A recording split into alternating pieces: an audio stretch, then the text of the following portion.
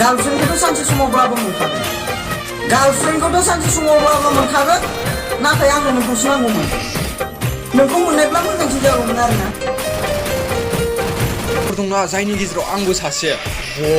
सिख्लाफोरा गोजाननिफ्राय नुहुरबानो सानखायो बै सेंग्राया आंखौ मोजां मोनखानाय नंखाया आंथ' इमान दाखुरि बे मालाय इमान हिंसां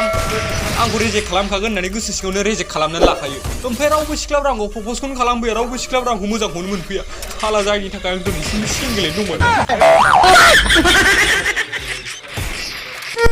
बियो फ्रि फायारसो लोगो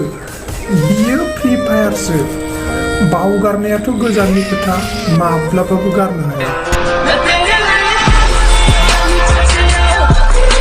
दुखुथ' जायाखै आङो नोङो गारदोंब्लाबो दुखुथ' जायाखै नोङो गारदोंब्लाबो जेब्ला नोङो बै समाव बैजों गारजागोन अब्लासो आंनिफ्राय दुखुआ जागोन मिथिबाय ना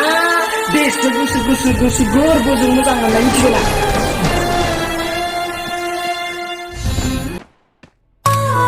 नों मानो पाबजि गेलेयो आरो नोंनि मबाइलनि रेमान टु रेमल'सो बोरै नों पाबजि गेलेयो हो फाय